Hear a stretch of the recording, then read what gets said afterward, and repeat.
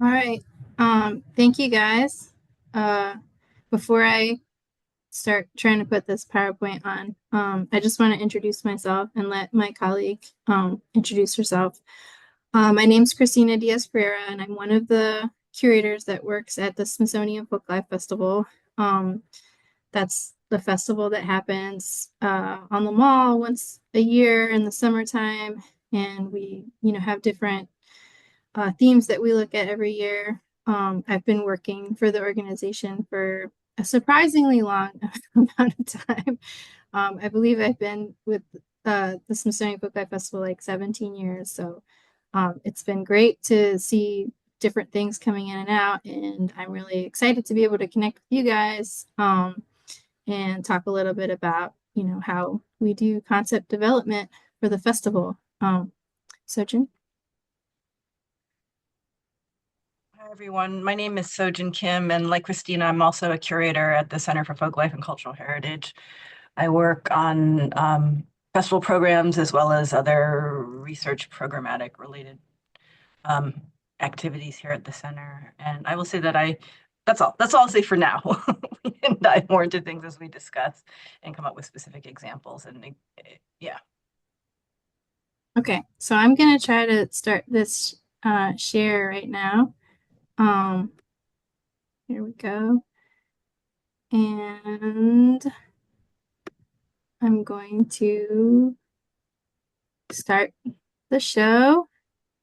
Okay, great. Today is November 12th, and we're talking about concept development.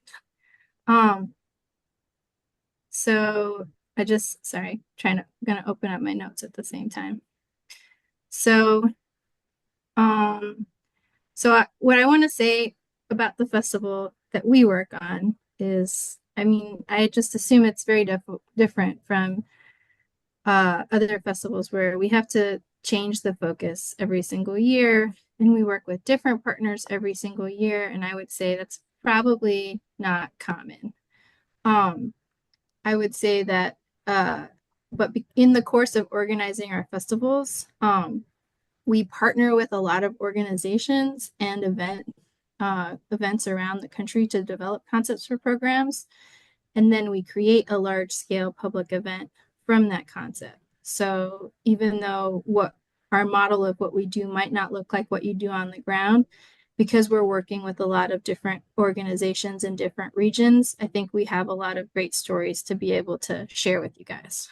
Um, I'm going to be talking specifically from the Smithsonian Folklife Festival example, um, but I think that at the heart, our strategy is very applicable because at its heart, it involves listening to people, and we're trying to create synergies across different stakeholders. And I think that that's just a skill that's important in so many different things, but in event planning and in creating festival programming, it's very important. Uh, okay, so let me go to the next slide. Okay, so what is a concept for a festival or program? This may seem like a very silly question to ask. I'm sure you guys all know what concepts are, but for me, especially when I started working on the festival, it was a little challenging for me to understand. My mind is very literal, so I want everything to work literally. And when I started working on concept development with my mentor, it was what I started seeing is that it's important to have something that different people might see different things in, or different people might have different reasons to connecting to. Um, the concepts can have different components to them, but they can be connected. Multiple things can be true for multiple groups that are involved at the same time. I've got a couple of examples up here. There's a festival in Seattle called the Northwest Folklife Festival, and they always have a theme or key concept every single year. In 2022, they had a concept called Metamorphosis, in with the old, in with the new. And with Northwest Folklife, they work with similar groups and similar communities from year to year. but putting a different spin on how they're trying to bring those communities together, or what conversations they're trying to have, or what kinds of things they're trying to highlight, um, helps them to tell a story, and to make sure that the programming that they're doing stays relevant to the stakeholder communities that they're working with. I have another little picture here, which is the one on the bottom right, called Roots and Routes. And it's got really, really small writing underneath, but it's was used by this organization called Missouri Humanities for a seminar series that they did. And they were looking at different groups and their movements through the region, so from Native American groups to immigrant groups going through. It was a way for them to organize a series of talks and a series of interactive events, and again, bring together different speakers and groups around this theme that they thought would really resonate with the people that they were with, the people that usually attend their seminar series. I've got another photo up here, and it's actually from, well, I wouldn't say exactly your program, Sojin, but from the year that you worked on the DC program, and the title was The Social Power of Music. I mean, in my opinion, it's a pretty broad theme. It connects with music in different ways, but the way that it can be activated through the different, programs can be really varied and diverse. For example, one of the programs of this year that we had this children's concert, children's music concert, and the entire mall was strewn with strollers and people coming out to watch this children's music concert. And I don't know, you might not think about the social power of music as the social power of music to connect to young listeners, but that's one way that you could spin it. Sojin, I don't know if you want to talk about this and the way that you looked at social power of music and unpack that for the program you were working on. Sure. Well, so as Christina said, it's a broad umbrella. It was very, very roomy, so it gave us a lot of space to do a lot of different kinds of things. And the main focus being that we were thinking about the extra performance aspect of music. So it wasn't just about music being performed or music on a stage that you would listen to, but it really was about how music is a part of social practice and how it connects to these other things that happen off the stage, how music can represent and express things that happen off the stage.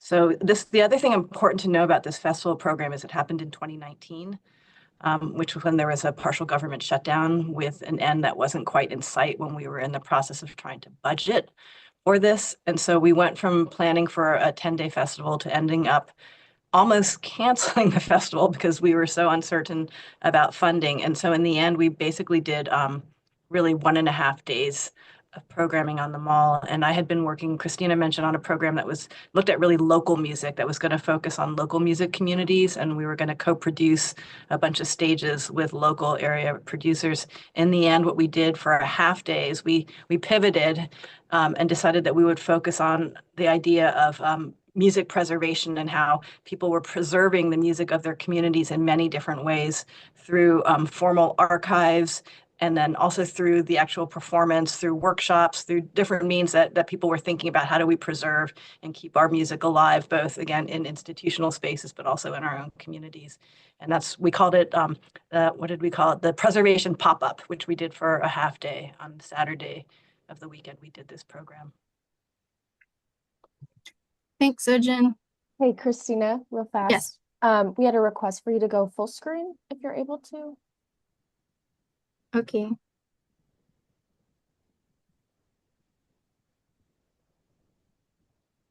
I'm going to take a picture of my notes so that I don't need to have them up at the screen at the same time. Hold on 1 second, guys. I'm sorry. Sorry about that. No, it's okay. I should have organized doing this a little differently. But while Christina's doing that, I mean, one thing I'll say about this issue of a concept and the idea of concept is that it's really about just a framework that can help guide what you include and what you are not able to include. And it's great if it's legible to the public, but it's also about creating right, ideally it is, but it's good, but it's also about creating an internal logic that helps guide your decisions then, because you can't do everything ever in any one program. Okay, so I'm going to, yeah. All right, I've got my notes now on my phone.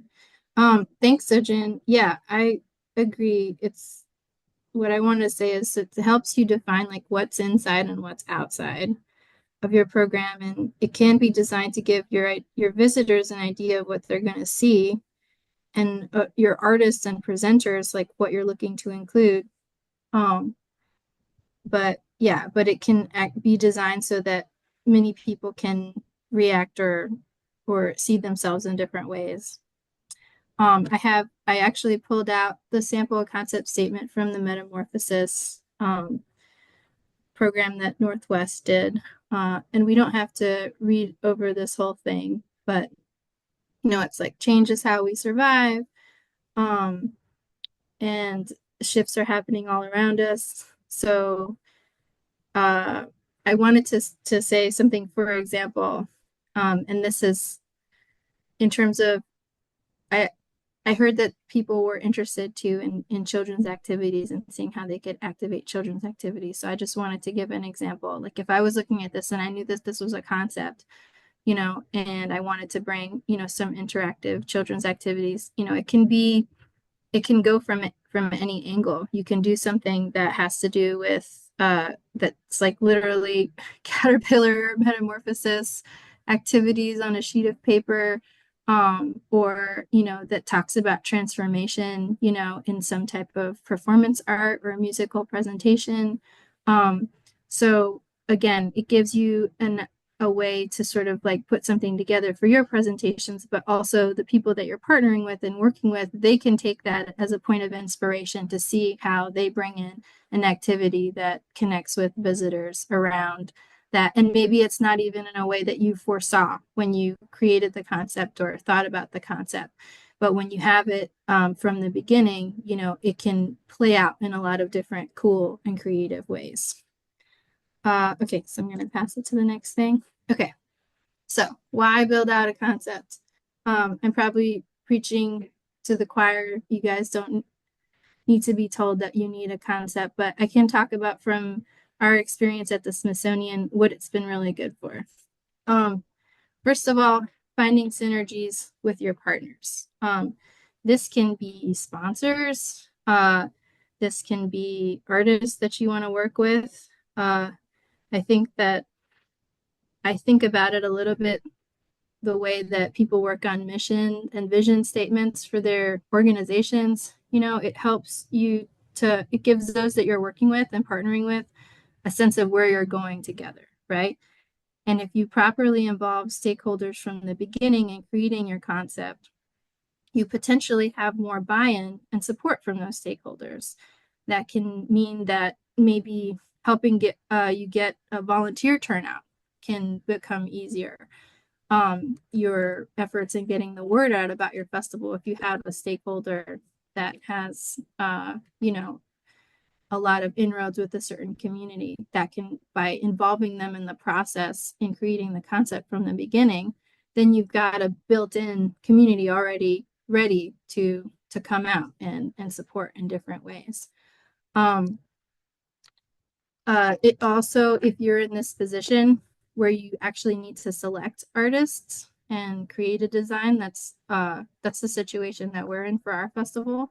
And it may not be the situation that you're in, but sometimes, you have an overabundance of people that want to be a part of it, which is a great position to be in. If you find yourself in a position where you have to select artists and make a decision, this person versus this person, then you need to have a concept guiding you. What's the story that you're trying to tell? Which group helps you tell that story better? Which group's story really resonates with the message that you've decided on in collaboration with others? It can help guide in how you create presentations and activities for the visitors. And it can also help you in the process of identifying important issues for community members. Again, our festival, one really big component is that we have a discussion stage where we talk about issues. It's one of the hallmarks of what we do. And I'm not saying everyone needs to have a discussion stage at their event, but I would say that understanding the important issues on the ground for the people that you're working with or the people that you're including, and figuring out what's the way that people want to engage in those topics, whether they want to have a space to talk or whether they want opportunities to connect with each other. Your event could be the opportunity for those connections to take place, whether they take place formally in a discussion or in other ways. So Jen, I want to open up space for you to respond here as well. No, I think that's I have nothing to add here. Okay, no problem. All right, I am going to change it to the next one. Okay. How to build out a concept. And what story are you telling? So the most important part for me and the most difficult part when we're working on creating a concept is to convene a group, an advisory group, or convene a group of people to have the conversation with which you're going to define your concept statement. I think this is incredibly hard. You want your group to be large enough and with enough different voices that, you know, that you're making sure people feel included from the beginning. But at the same time, you have to have a group that's nimble and that's able to have this conversation. If you have a town hall with like 200 people, you know, not everyone's going to get a chance to speak. You schedule a conversation or a series of conversations. Again, the defining of what this looks like. Does this happen in person? Does this happen virtually? Does this happen in smaller sort of focus group like style, or how does it that your decision in terms of how to engage the different groups and how to even decide who to invite is very important. Yeah. And also, I think another thing that's can be a challenge is setting expectations for people's involvement. You know, for some people, you're asking them to take part in a one-time conversation to help guide, you know, what the concept could be. For other people, you know, they might want to or need to be more deeply involved throughout the event, or maybe it's a way of getting somebody that you want involved year after year. And I think another challenge is how you take into consideration issues around who has time to volunteer their time, and who needs to be paid for their time.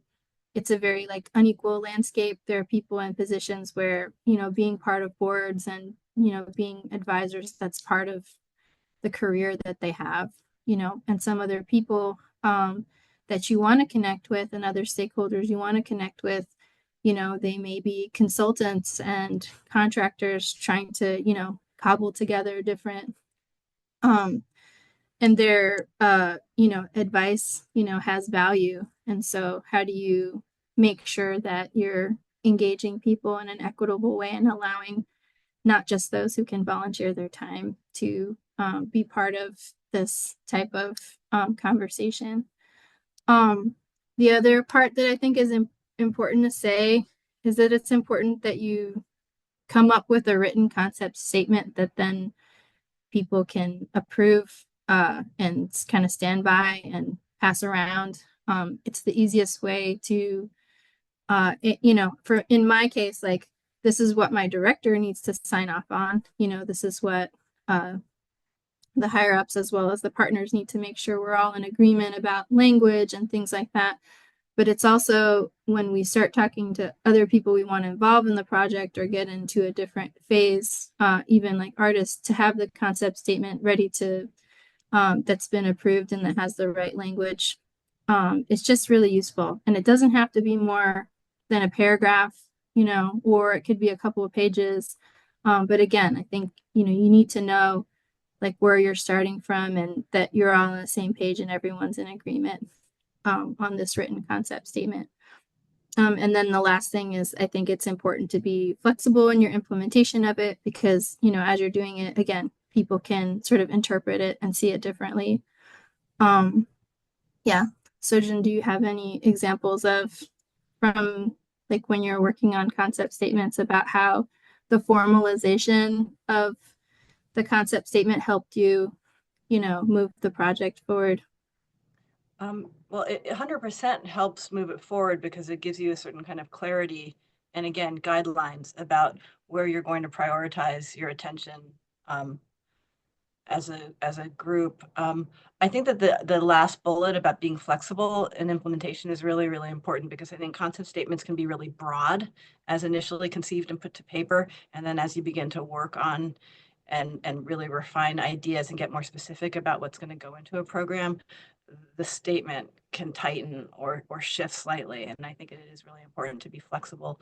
And I would also say that the concept statement, like the building of this concept, can be both like a really short sprint, but it can also be a much longer, broader period of time where relationships are being built, where you have a more serious, you have a more informal series of conversations before you begin to tighten up and get the statement in writing, and possibly even before you have a formal advisory group. But it can really be about, I often think about it as the earliest stages of working on a project where you cast the really wide net and you just try to figure out and survey what's out there and who's out there and who you want to be starting to get to know and talk with. And that again, like changes and shifts as it becomes clear how you might connect the dots for a specific purpose.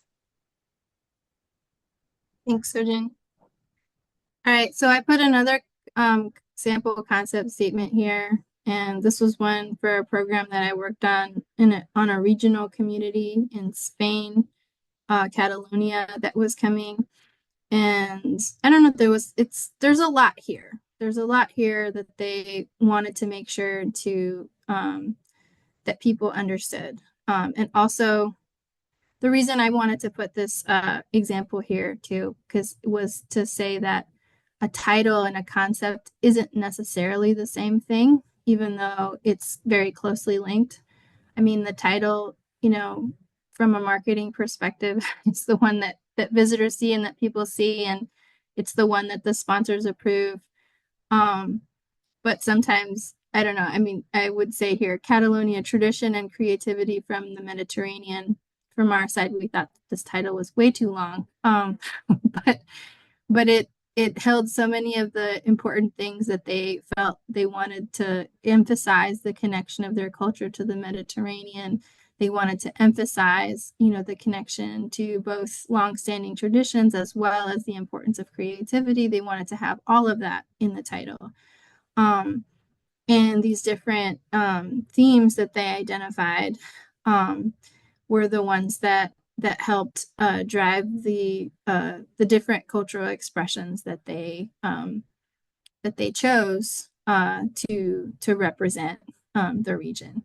So you don't need to read this in depth, and this is not what your concept statement needs to look like. It's just an example of what one concept statement worked for this group, you know, that came together and needed to buy into and be on the same page about what the project was for them. I wanted to run through one example of a program that I worked on recently in 2023 in a region in the United States called the Ozarks. You may be familiar with it. You may not be familiar with it. I don't know. It's a region that overlaps 5 different states in the middle of our country. And the reason I wanted to talk about it was because the participant selection in this case needed to be informed through 3 different concurrent strategies and processes. So, and I mean, I think it really connects with in terms of what I wanted to say is that we've been talking really broadly about, you know, how concepts work and how you use it. And I thought it would be useful to kind of go through a specific example in terms of who those stakeholders were and how we made those decisions in this one case. So our primary partner in this program was Missouri State University. It's a university that is obviously in the state of Missouri, in the center of the region on one side. The university had a lot of strong relationships on the Missouri side. But one of the things that we found in the Ozarks that was an opportunity, but also a challenge, was that because of state funding structures, it was really difficult for pan-regional initiatives to work or take place. So often things happened in the Ozarks in the Arkansas Ozarks or in the Missouri Ozarks, and not necessarily even in the surrounding states that only had small pieces in the region, for example, Oklahoma, Kansas, and Illinois. But so in order to be able to make sure that we were building a concept with stakeholder and from all sides. I mean, the other thing is the university had access to a lot of great professors who were, academic experts in the region, but not necessarily connecting with certain leaders of communities. And that was something that they wanted to do. That was a goal of theirs. They wanted to make sure to integrate new immigrant communities. For example, the Marshallese community that was very strong and large in the region and had made a lot of important cultural contributions to the region, as well as the Latino, immigrant community in the region. So in order to make sure that we were forming a concept and creating sort of a tent that everyone could fit inside, we needed to engage stakeholders in 3 different ways. One, we sent out researchers, and when I say researchers, this is people who were doing interviews with potential artists that could come into the festival, who had relationships and could make sure that they were, able to sort of drive and meet people where they were, and make sure to get their perspective and their thoughts. So they were going out and talking to people, basically, or having like smaller group meetings with them. We also had an open call for participation. I think that I see this in a lot of festivals. You have a form on a website you fill out, I want to be involved, I want to sign up for this.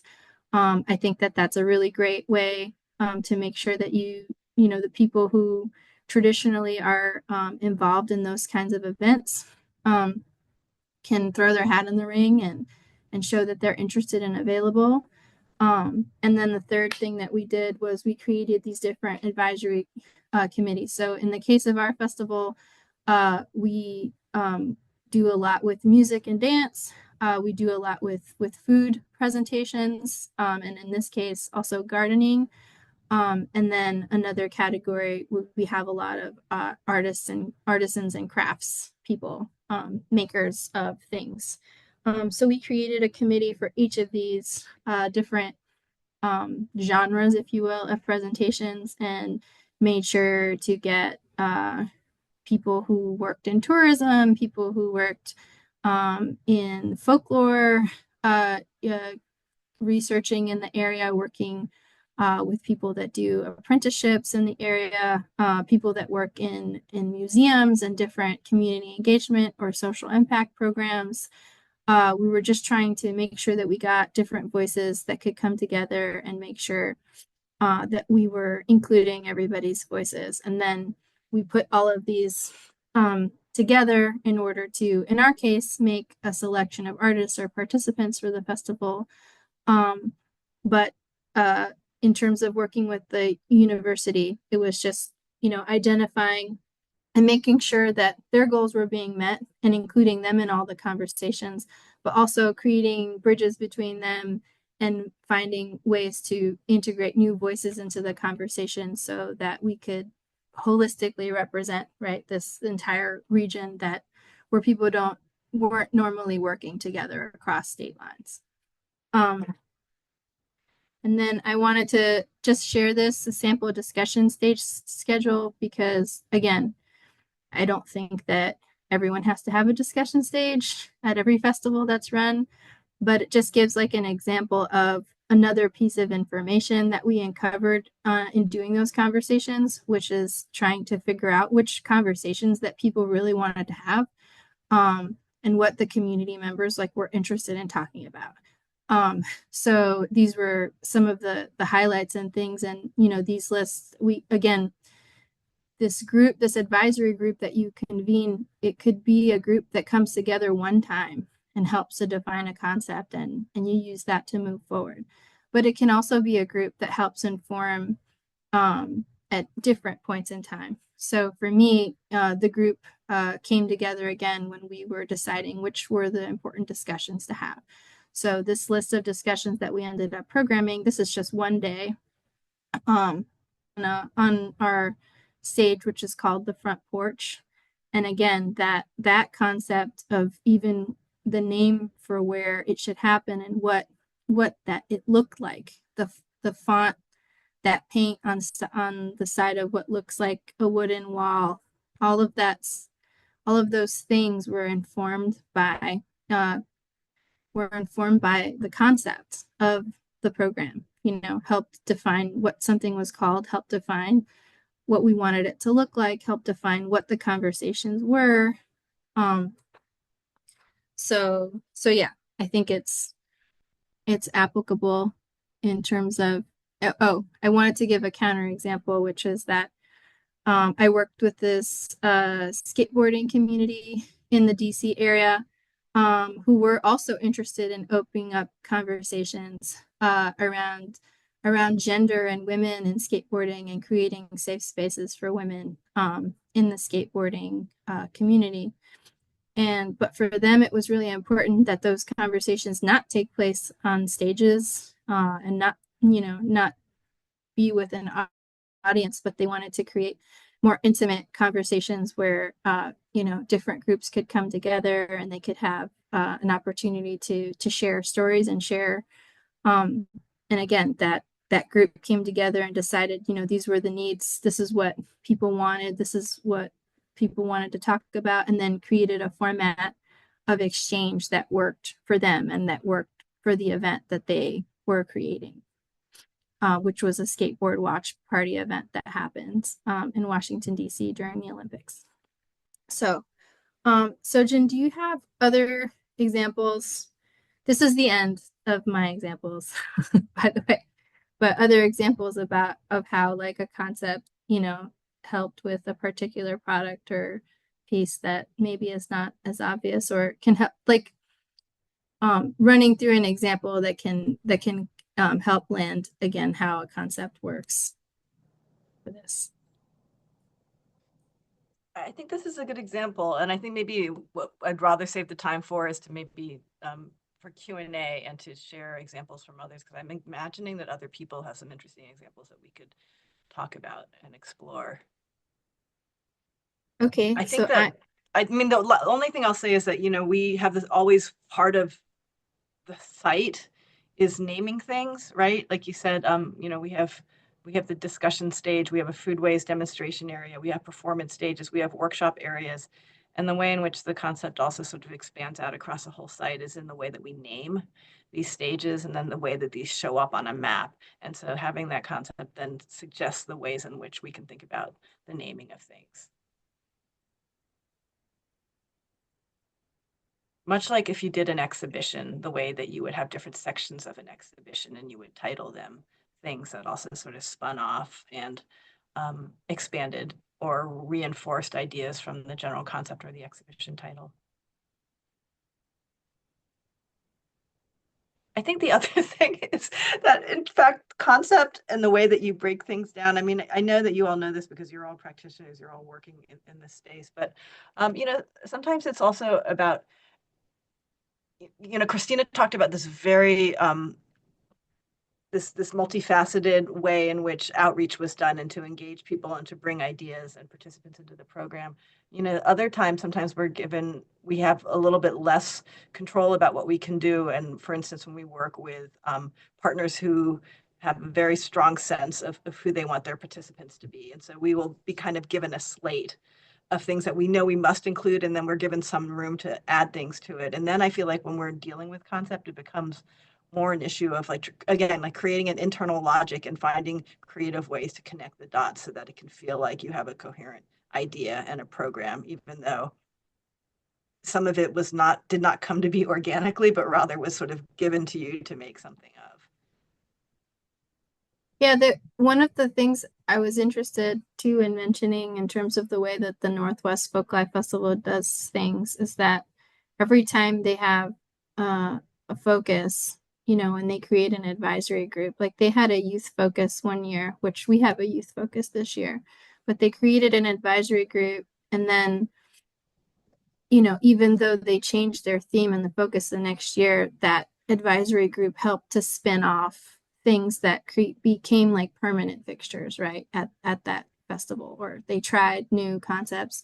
And it's sort of like the different concept that or thematic focus they had every year gives them that opportunity to connect with another group, but then not let that group go, but continue to try to build, things moving forward and improving things moving forward in the future. So yeah, I'd love to, because I know, again, the way that we do our festival is not very adaptable to different, local festivals. So happy to talk through like specific examples or challenges, or maybe even, how questions about like who to include in like an advisory group, or how to do that if it's not obvious, because there in some places it's very unclear. I've been in that situation many times where it's like, who do we even talk to, here? Or you may have like a very, very clear sense of what community you're talking to, and then the question could be about because it's not about just having the conversation, but it's how you have the conversation. The question about, oh, do we do this virtually or in person? Or do we do a series of talks, or try to do some one-time thing to formalize it? That sort of thing.